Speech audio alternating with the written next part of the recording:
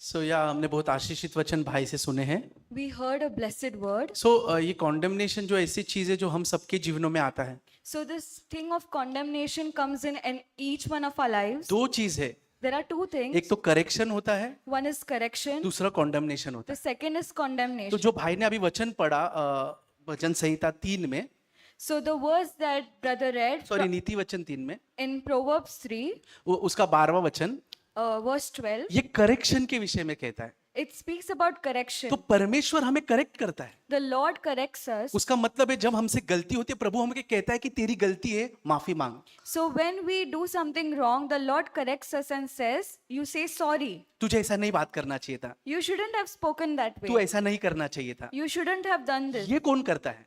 Who does ये this? परमेश्वर करता है. This is the ये Lord. परमेश्वर का आत्मा हमको सिखाता है. This is the Spirit that teaches us. इसे कहते हैं करेक्शन. This is जो correction. परमेश्वर हमको हर समय सिखाते रहता है. This is what the Lord teaches us every time. हम में से यहाँ कितने लोग हैं जिसको परमेश्वर करेक्ट करता है? So how many of us are the ones whom God corrects? आमीन. हम टेस्टिमनी है कि प्रभु हमें करेक्ट कर रहा है. We are a testimony that the Lord corrects us. दूसरी चीज है कॉन्डेमनेशन. The second thing is ये condemnation. दोष लगाना है. This is accusing. ये परमेश्वर नहीं करता, This is not what ये God does. शैतान करता है. This is what Satan जो does. भाई ने रेवलेशन में हमको बताया. So in Revelation we read, तो यहाँ पे दो चीजें, there are two things. एक करेक्शन, One is दूसरा correction. कॉन्डेमनेशन. The second is तो जब भी condemnation. परमेश्वर आपको करेक्ट करता है When the Lord corrects us, तो उसको सही मानकर आप वो करेक्शन को एक्सेप्ट करो. we need to accept that तब correction. हमारा लाइफ और यीशु जैसा बनेगा. Then our life will be more like Jesus. लेकिन जब कॉन्डेमनेशन आपको आता है, दोष आता है आपके ऊपर, When we receive condemnation, remember ये वॉइस कहाँ से आ रहा है? so remember those voices coming ये from there. परमेश्वर की ओर से नहीं है. It's not from the Lord. तेरा लाइफ देख, तू हेल है, तेरा तू स्वर्ग में कभी नहीं जाएगा. तू अपने जीवन को देख, तू कुछ भी अच्छा नहीं है, गुड फॉर नथिंग. ऐसे सब विचार जब आते हैं, परमेश्वर की ओर से नहीं है. So when we get such thoughts that you're not good for anything and you deserve hell and nothing can happen, there is no hope, that is not from the Lord. कई बार हम अपने बच्चों को ऐसा वर्ड यूज करते हैं, Sometimes we use such words for our अरे children. मूर्ख, तेरे से कुछ काम नहीं होता, You foolish, you can't do anything. तू कुछ भी अच्छे काम के लायक नहीं है. You cannot do anything good. ये वर्ड परमेश्वर का है, Is this word from the ये Lord? शैतान का है. This is from सो हमें अपने Satan. बच्चों से कभी ऐसे बात नहीं करना चाहिए So we should never speak to our children like this. कि तेरे से कुछ नहीं होगा, you are good for nothing. That you will not be able to do anything, you're good for nothing. हमेशा उनको एनकरेज करो. We always need to encourage so them. ये मैं भी सीख रहा हूँ. I am also learning. जब वो गलती करती है मैं डांटता जरूर हूँ, When they do something wrong, I shout at them. गुस्सा भी करता हूँ, I get angry, बट तुरंत उससे प्यार करता हूँ. but then immediately I love them. सो ये हमारा स्वभाव होना चाहिए प्रिय भाई बहन. So this should be our character. कभी भी हमें कॉन्डेम नहीं करना है. We should not condemn. सो ये कॉन्डेमनेशन डायरेक्ट हमारे कॉन्शियस में इफेक्ट होता है. So this condemnation affects our conscience. और परमेश्वर चाहता है हम क्लियर कॉन्शियस में जिए. And the Lord wants us to live with a clear conscience. Act chapter 24 In Acts chapter 24, उसका 16वां वचन में हम देखते हैं, Acts chapter 24 verse 16. उसमें लिखा है, so I strive always to keep a good conscious before God and man. या वहां पर लिखा है मैं हमेशा एक लड़ाई लड़ता हूं अच्छे विवेक रखने के लिए. So it says over here that he's always running a fight to keep a blameless conscience. देखो एक फाइट है ये, This is the fight अच्छा कॉन्शियस रखने के लिए. to keep a blameless क्योंकि conscience. कॉन्डेमनेशन हमारे पास आता है ना, Because we keep having तब हम condemnation. लड़ते हैं. Then we fight. तो पौलुस कहता है मैं हमेशा लड़ता हूं इस चीज से, So Paul is saying, I always fight with this. और दो लोगों के सामने अच्छा कॉन्शियस रखता हूं. And I keep a blameless conscience एक between two परमेश्वर के people. सामने, One is before God दूसरा है मनुष्य के सामने. and before men. शैतान का नाम लिया है क्या? Did he speak about Satan? नहीं नहीं नहीं, He doesn't speak शैतान about की it. बात नहीं कर रहा. He does not speak उसके about सामने Satan. हमें अच्छी कॉन्शियस रखने की जरूरत ही नहीं है. We do not need to keep a blameless conscience before him. हमारा कॉन्शियस अच्छा सिर्फ परमेश्वर के सामने होना है. We should have a blameless conscience before God. आप अच्छा कॉन्शियस कितना भी शैतान को दिखाओ वो दोष ही लगाएगा. So however good you may have a conscience before Satan, he is always going to accuse तो you. ये याद रखो हमारा कॉन्शियस सिर्फ परमेश्वर के सामने अच्छा होना है We need to have a blameless conscience before God. और मनुष्य के सामने. Come to accuse us. Romeo अध्याय 8 के 34 वचन में लिखा है कौन तुझ पे दोष लगाएगा. So in Romeo chapter 8 verse 34 it says, who will accuse the people of God. परमेश्वर के चुने हुए पे कौन दोष लगाएगा? Who will accuse? Question mark है उधर, Who will accuse the chosen of God? Question mark है। There's a question mark. आगे आओ, कौन लगाएगा? So he's saying, "Come, who is going to accuse आगे them?" लिखा है जज मैं हूं, He's saying, "I am the judge. यीशु जज है। Jesus is the judge. कौन दोष लगाएगा? Who is going to accuse my people? कोई है? Can anybody accuse? नहीं। No." और एक इंसिडेंट ऐसा लाइव हुआ है। And such an incident happened. आप यूहन्ना अध्याय 8 में वो देखते एक स्त्री के बारे में, In John chapter 8, you read about a woman. लोगों ने दोष लगाया। People started accusing खड़ा कौन था her. उस स्त्री के साथ? उस स्त्री के साथ खड़ा कौन था? Who was standing with that woman? कौन लगा रहा है इस पे दोष? Who were accusing the woman? ये स्त्री के ऊपर कौन दोष लगा रहा है? Who were accusing the woman? जो निष्पाप है वो पहला पत्थर मारो। So whoever is without sin, they should cast the first stone. यही सवाल परमेश्वर पूछेगा दोष लगाने वाले को। So whoever accuses us, the Lord will ask the same question to them. इसीलिए हमें भी किसी पे दोष नहीं लगाना चाहिए। That is why we should also not accuse anyone. इसके लिए बाइबल कहता है तुम दोष मत लगाओ ताकि तुम दोषी न ठहरो। So the word of God says that you do not accuse others so that you will be blameless. लेकिन यीशु मसीह ने उससे पूछा किधर गए तेरे पर दोष लगाने वाले? So the Lord asked that woman, "Where are the people who are accusing you?" चले गए वो सब। So they went away. तो देखो परमेश्वर जब हमारे साथ खड़े है कोई नहीं खड़ा रहेगा। So when the Lord is standing with us, nobody can be against us. सो यीशु ने उसके एक और प्रश्न पूछा And the Lord asked her another question. कि मैं भी तुझ पे दोष नहीं लगाता, So he said, "I am also not going to accuse लेकिन you." एक चीज कहता है But he says one thing. आगे से पाप मत कर, Do not sin going ahead. आगे से उस पाप से प्यार मत कर। Do not love that sin. तो ये हमें ध्यान रखना जरूरी है प्रिय भाइयों बहनों। So that is what we need to keep in mind. जब परमेश्वर हम पे दोष नहीं लगाता When the Lord does not accuse उसका us, मतलब ये नहीं हम कैसे भी जिए। that doesn't mean we just live our lives the way we want. मुझ पे तो दोष नहीं लगने वाला, We are not going to be accused. मैं कैसे भी जीऊंगा। I'll just live my life the way I नहीं want. नहीं, वहां पर यीशु उसको आगे कहता है कि आगे से तू ये पाप फिर से मत करना। But the Lord, Jesus tells her further that do not sin. जब हम परमेश्वर से माफी मांगते हैं, When we ask for forgiveness, confess करते प्रभु मुझसे पाप हुआ, when we confess before the Lord that we Prabhu have done this Prabhu sin, हमें क्षमा करता है। the Lord forgives us. लेकिन परमेश्वर एक चीज एक्सपेक्ट करता है हमसे But He expects something कि from हम us. वो पाप से फिर प्यार ना करें। That we do not love that sin. पाप होगा नहीं, पाप से प्यार ना करें।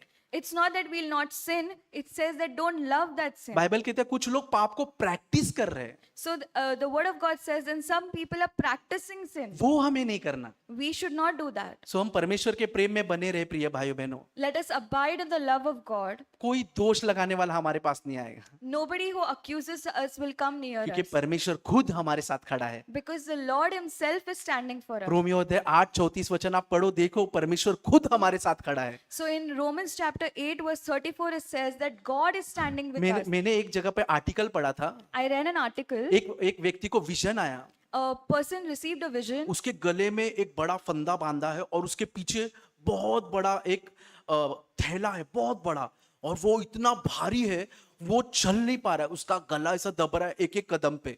So he got this vision that his neck is tied with a rope and behind it there is a heavy baggage that he's carrying. वो सोच रहा है ये क्या है, He was thinking, what is this? ये इतना स्ट्रगल क्यों हो रहा है मेरे लाइफ में। Why am I struggling so much? तब वहां पे एक अंधकार की शक्ति आई Then there was a dark image that came. और उसने कहा ये तेरे पीछे जो है ना, ये गोनी भर के तेरा पाप है। So he told him that this big plastic that you have behind you, or bag that you have, that is your sin. तो उसने देखा पीछे मुड़ के, So he saw behind. तो उसमें झूठ था He saw there was lies, और उसमें घमंड था, there was pride, ऐसे बहुत सारे चीज उसके अंदर भरे हुए थे। and there were so many things in that bag. और वो सोच रहा था अब मैं बचूं कैसे। So he was thinking, how will I be saved? वो कहा प्रभु मुझे बचाओ। So he called out to the Lord saying, help me. अब परमेश्वर का वचन उसको याद आया, And he remembered God's word. यही रोमियो 8:1 That is Romans 8:34, 8:1 8:1, कि there is no condemnation in Christ। that there is no condemnation. in उसने Christ कहा Jesus. कि ये सारे पाप मेरे हैं, He said that these all sins are mine. मैं मानता हूँ। I know that I have done और them. वो वचन कोट किया Romans 8:1, And he quoted Romans ये 8:1. सारे पाप यीशु मसीह ने क्रूस पे उठा लिया। All these sins are taken on the cross. by जैसे ही Jesus उसने वो Christ. बोला When he said that, वो जल गया, that bag was burned. वो फ्री हो गया, He was free. आजाद हो गया। He was free. तो उसने वो टेस्टिमनी लिखा वहां पर And he wrote that testimony कि मैंने down, दृष्टांत में ये चीज देखा। that he saw this in a vision उसने ये वचन को कोट किया and he quoted this verse. कि जो यीशु में है उसके ऊपर दोष नहीं रहे। There is no condemnation for those who are in Jesus और Christ. जैसे ही उसने वो क्लेम किया, And when he claimed it, वो आजाद हो गया। he was free. सो प्रिय भाइयों बहनों, स्पिरिचुअल रेम में हमारी एक लड़ाई है शैतान से। So, dear brothers and sisters, we have a fight to fight in the spiritual realm. ये वचन को क्लेम करते रहो Let us claim this ताकि, word ताकि हम दोष में ना जिए, so that we don't live in लेकिन condemnation, हम परमेश्वर के प्रेम में जिए। but we love in the love of God. तो प्रभु हम सबकी सहायता करें। May the Lord help us.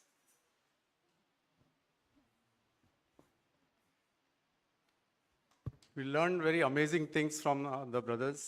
और हमने बहुत ही अद्भुत बातों को सीखे हैं भाइयों के द्वारा। This self-condemnation is actually not a small thing. और स्वयं पे दोष लगाने वाली ये जो बात, ये कोई छोटी बात नहीं है। You have got to take self-condemnation as a very, very serious thing. और आपको यह जो स्वयं पे दोष लगाने वाली बात है, इसे बहुत ही ज्यादा गंभीरता से लेना है, Because the root of self-condemnation is in pride.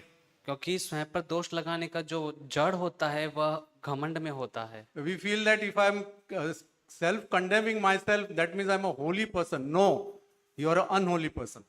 और यदि हम स्वयं पे दोष लगाते हैं तो यह सोचते हैं कि उसके द्वारा मैं एक पवित्र व्यक्ति हूँ, तो नहीं, मैं एक अपवित्र व्यक्ति हूँ। I myself had experienced lot of self-condemnation in my own life. और मैंने स्वयं अपने व्यक्तिगत रूप से जीवन में मैंने स्वयं को दोष लगाने की बात पर काफी सामना किया है। And this self-condemnation brought a lot of discouragement in my life. और यह जो स्वयं पर दोष लगाने का जो बात है, इसने मेरे जीवन में कई बार निराशा लेकर आई है। And according to psychology, a person is discouraged, then he will go into depression and he may even commit suicide. और विज्ञान में जो डॉक्टर है वो इस प्रकार से बताते हैं, यदि कोई व्यक्ति बहुत ही ज्यादा निराश हो जाता है, बार बार खुद को दोषी महसूस करता है, तो वह फिर सदमे में चले जाता है।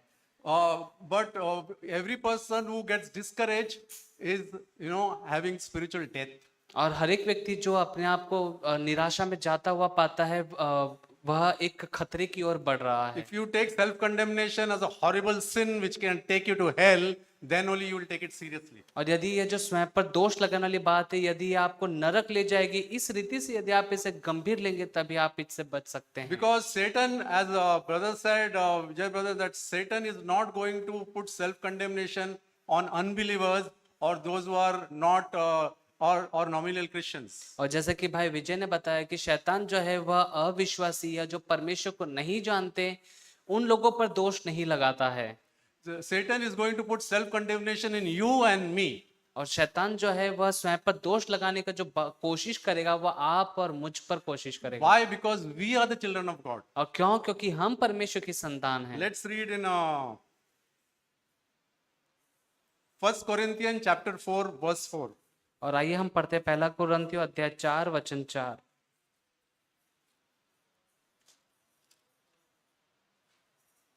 इसलिए मेरा मन मुझे किसी बात में दोषी नहीं ठहराता, परंतु इससे मैं निर्दोष नहीं ठहरता, क्योंकि मेरा परखने वाला प्रभु है। For I am conscious of nothing against myself, yet I am not by this acquitted, but the one who examines me is the Lord. Here Paul is saying that I am conscious of nothing. No sin is there in my heart. और यहाँ पर प्रेरित पौलुस बताता है अपने स्वयं के जीवन के विषय में कि मेरा मन मुझे किसी बात में दोषी नहीं ठहराता। Is it possible to live like that, conscious of nothing? और क्या यह संभव है, ऐसा जीवन क्या हम जी सकते हैं जहाँ पर हम हमारा मन हमें दोषी न ठहराए? Yes, it is the word of God. We can live like that. और हाँ, यहाँ पर परमेश्वर का वचन कहता है कि हाँ, हम ऐसा जीवन जी सकते हैं। What it means that it doesn't mean that everyone has become holy, but whenever we sin, immediately we have got to confess it and repent and change. और इसका मतलब यह नहीं कि हम सभी एक ही बार में तुरंत पवित्र बन गए, परंतु यह कि जब कभी हमसे कोई पाप हो जाए, हम तुरंत उठकर पश्चाताप करते हैं, मन फिराते हैं और आगे बढ़ते हैं। And if, as Kiran brother said, if your conscience is clean before God and man, you should believe the word of God that your heart is 100% clean. और जैसा कि भाई किरण ने बताया कि यदि हमारा विवेक, हमारा मन यदि परमेश्वर मनुष्य के सामने यदि साफ है, शुद्ध है, तो हमें इस बात पर विश्वास करना है कि हमारा हृदय पवित्र है। It's very important to take this thing of self-condemnation seriously, brothers and sisters, because this had happened in my life practically that's what I'm saying. When I removed this condemnation from my heart, discouragement just vanished off. और भाई और बहनों, क्यों हमें यह स्वयं पर दोष लगाने वाली बात है, इसे गंभीरता से लेना है? क्योंकि मैंने अपने स्वयं के जीवन में अभ्यासिक रूप से इसका अनुभव किया है कि जब मैंने अपने आप पर दोष लगाना बंद कर दिया या इस बात को दूर कर दिया, तब मैं निराशा से बाहर आ गया। Because self-condemnation will always bring discouragement. क्योंकि स्वयं पर दोष यदि आप लगाएंगे तो हमेशा यह आपको निराशा की ओर लेकर जाएगा। So it's very important that we just remove the self-condemnation out in the window.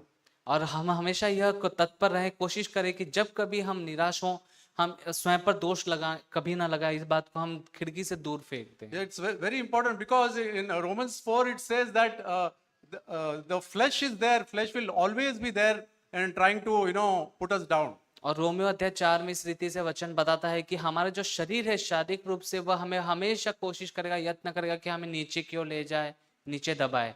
But the word of God says the blood of Christ has made you clean. You are not condemned. Definitely not condemned. लेकिन परमेश्वर का वचन हमसे ये कहता है कि यीशु मसीह के लहू ने हमें धोकर साफ किया है, शुद्ध किया है। अब हम पर दंड की आज्ञा नहीं है, हम पर कोई दोष की आज्ञा नहीं है। Romans 8:1 should be always clear in our mind. There is no condemnation for those who are in Christ. और रोमियो अध्याय 8 वचन 1 जो है वो हमेशा हमारे ध्यान में, हमारे मन में बना रहे कि जो मसीह यीशु में है उन पर दंड की आज्ञा नहीं। Not that condemnation has 100% gone into my life, but it has gone in a big way.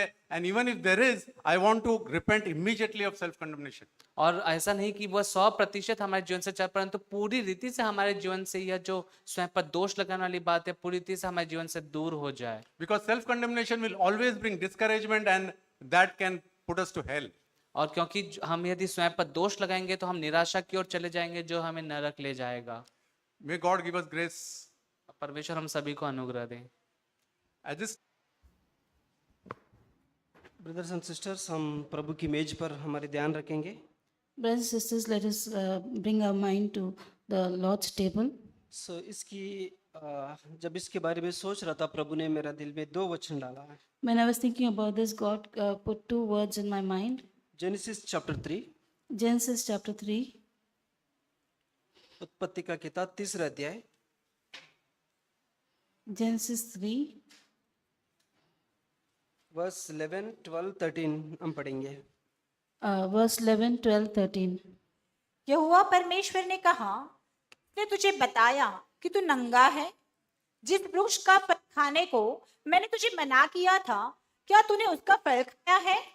आदम ने कहा, जिस स्त्री को तूने मेरे संग रहने को दिया है, उसी ने उस वृक्ष का फल मुझे दिया और मैंने खाया। बस सो हम जानते हैं कि जब परमेश्वर ने एडम को कुछ फल खाने के लिए मना किया, So we know the story that when God told Adam not to eat one fruit, जब वो खाया and when he ate that fruit, और उनकी हालत पता चला कि वो नंगे थे, and when they realized that they were naked, और परमेश्वर आया और पूछा कि तू किधर है? and God came and asked Adam, where are you? Adam का रेस्पॉन्स देखो। And see Adam's response. वो कहता है कि जो स्त्री जो आपने मुझे साथ रहने दिया है, उसके कारण मैंने खाया। And Adam says that the woman that you gave to live with me, she gave me to eat and I ate. मैंने पाप तो किया, You see, I did sin. लेकिन उस पाप का मूल कहाँ से आया? But where did that sin come from? आप ही ने तो दिया उस पत्नी को मेरे को। And you only gave me that wife. तो 10% मैं लूंगा, So 10% I'll take, लेकिन 45% आपका गलती है। but 45% is yours.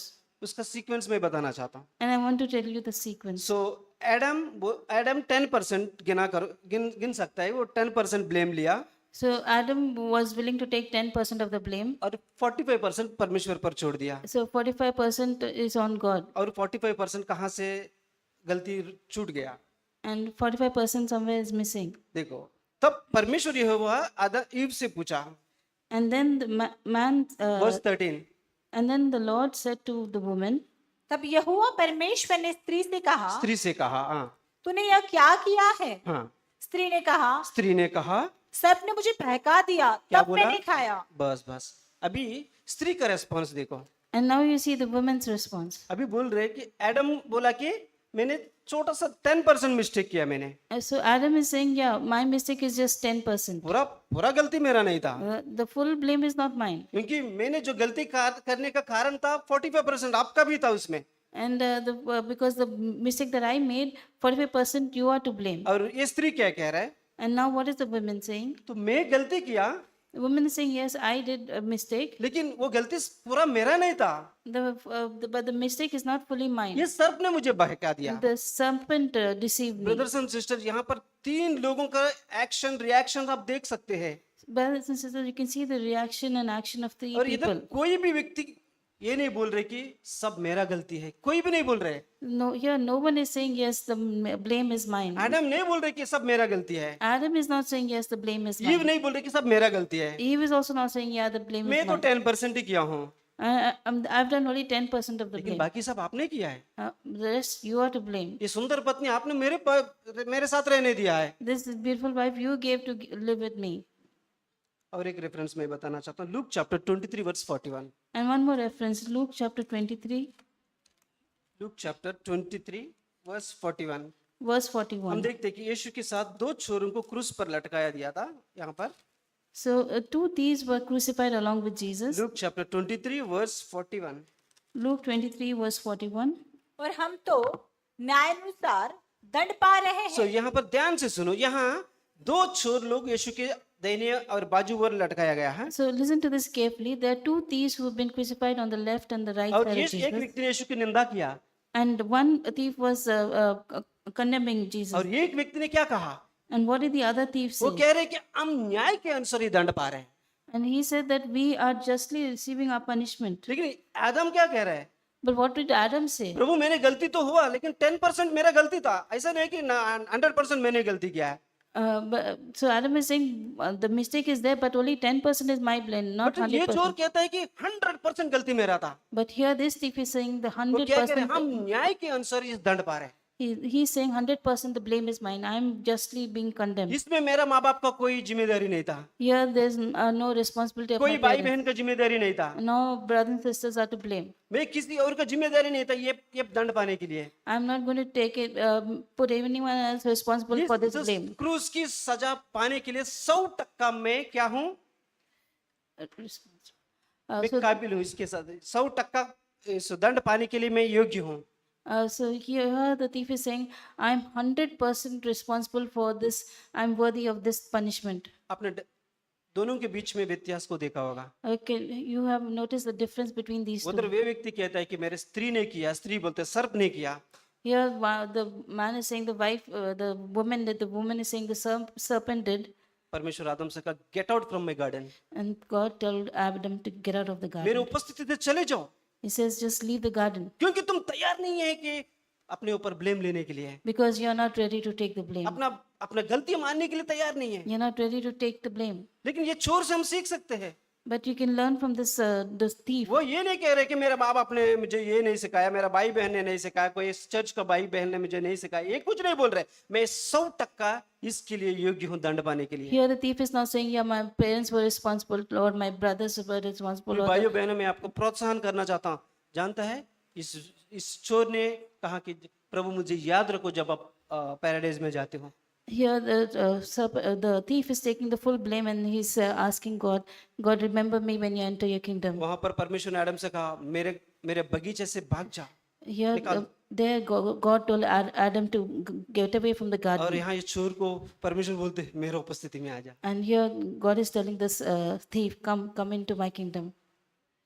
एडम को बोला get out from my garden, Adam was told to get out of the garden, but you welcome to my presence, But- चोर को, but the thief was welcomed into his presence क्योंकि उसने ये accept किया कि मैं 100% इस दंड पाने के लिए योग्य हूँ। because he accepted that I'm वो 100% वचन वापस पढ़ेंगे, responsible for Luke this. Chapter 23 verse 41, वो ये सिर्फ एक ही वचन पढ़ेंगे, Luke chapter 23 verse 41। Let's read Luke chapter 23, verse 41. And we indeed justly, for we receive the due reward of our deeds. But this man has done nothing wrong. या sister, और हम तो न्यायानुसार दंड पा रहे हैं क्योंकि हम अपने कामों का ठीक फल पा रहे हैं। बोल रहे कि मैं मेरे कामों के अनुसार ठीक फल पा रहा हूँ। we are being justly rewarded for our deeds. सो ये वचन दोनों मेरा मेरा मेरा मेरे को प्रकटीकरण मिला है मुझे। So this word gave me this revelation. जब हम अपनी गलती नहीं है तो भी हम स्वीकारने के लिए तैयार होते हैं। But even when we accept a mistake, even though we haven't made a mistake, जानते हैं परमेश्वर हमको स्वागत करता है। you know, God welcomes us. ठीक है, आपने गलती नहीं किया, फिर भी कोई आके तुम और बोले कि तुम गलती किया है, accept it. So you have not made a mistake, but somebody is saying, yes, you made a आप mistake. सोचेंगे कि Accept ब्रदर it. एक्सेप्ट कर रहे हैं, आप तो मूर्ख व्यक्ति है, तुम गलती नहीं किया, कैसे मुंह तो एक्सेप्ट कर रहा है। So other people may think that you are a fool, that even though you not made a mistake, why you are accepting मैं it? ब्रदर्स एंड सिस्टर मैं आपसे कहना चाहता हूँ, यीशु मसीह ऐसे लोगों को स्वीकार करना चाहता है। Brothers and sisters, I want to tell you that Jesus receives such people. आइए इस मेज के ऊपर ध्यान देंगे। Let us meditate on this table. 1 Corinthians 11 verse 23। 1 Corinthians 11 verse 23. तो पौलुस यहाँ बहुत गंभीर बातें हैं, मैं कलीसिया को बता रहा है। So here Paul is telling a very important word to the church. सो यीशु मसीह जिस रात पकड़वाया गया था, उसने रोटी लिया और धन्यवाद देते हुए और तोड़ा और उसको अपने चेलों को दिया। So on the night that Jesus was being arrested, he broke bread and gave thanks and gave it to his disciples. और उसी तरह से उसने बियारा का कटोरे लिया और कहा, ये मेरा लहू का वाचा है, नया वाचा है, इसमें से पिया करो। And he said, in the same way he took the cup and said, this is my blood in the new covenant. सो आगे लिखा है कि जो कोई अनुचित रीति से इसमें से पीते हैं और इस अनुचित रीति से रोटी से में खाते हो, And further it says that whoever drinks and partakes in this in an unjust manner, in an unworthy manner, 1 Corinthians 11 verse 27। 1 Corinthians 11 verse 27. Therefore, whoever eats this bread or drinks this cup of the Lord in an unworthy manner will be guilty of the body and the blood of the Lord. इसलिए जो कोई अनुचित रीति से प्रभु की रोटी खाए या उसके कटोरे में से पिए, वह प्रभु की देह और लहू का अपराधी ठहरेगा। सो यहाँ पर क्लियरली लिखा है कि प्रभु के देह का अपराधी ठहरेगा। Here it clearly says that they'll be guilty of the body and the blood of the किसके Lord. कारण? And for what reason? बिना पहचान के ना कारण। If we take part in this without recognizing it. कई बार हम सोचते नहीं ये मेज में इस द्राक्ष रस क्यों है और इस रोटी क्यों है, हम उसके बारे में सोचने एक साधारण बात सोचते हैं हम लोग। Sometimes we may take this in that this is very ordinary, this bread and this cup. Bible कहती है कि ये मेरा शरीर है, मेरी याद में किया करो।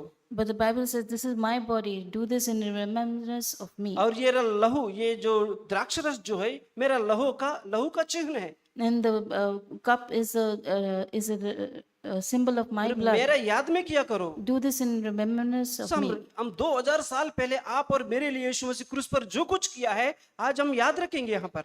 So what Jesus did 2000 years on the cross, let's remember that. और वो मेरे लिए किया है। And he has done that for me. और 2000 साल पहले आप और मुझे उस क्रूस पर जाना था, लेकिन यीशु मसीह आप और मेरे बदले में गया था। So you and me should have been crucified on that cross, but Jesus took that punishment on himself. आज वो कहता है कि अपनी गलतियां मान लेना। And now he is saying that accept your mistake. Bible कहते हैं कि जब हम पूरी दिल से मान लेते हो, And the Bible says that when we accept fully, और परमेश्वर कहते हैं कि तुम्हारी पापों को फिर वापस मैं याद नहीं रखना चाहता हूँ। and the Bible says that he will never remember our sins again. आपके पापों को याद नहीं रखना चाहते हो, He doesn't want to remember our sins ये again. परमेश्वर का वायदा है। This is the promise of और God. इस वायदे को पर हम भरोसा रखना चाहिए कि परमेश्वर खुद हमारी पापों को याद रखना नहीं चाहता है। And that we need to remember this, that God doesn't want to remember our sins. सो इस मेज पर आने से पहले हम अपने आप को जांचेंगे। So before we come to this table, let us examine ourselves. हम एक 20 सेकंड समय बिताएंगे आंखें बंद कर कर। Let us take 20 seconds as we close our eyes.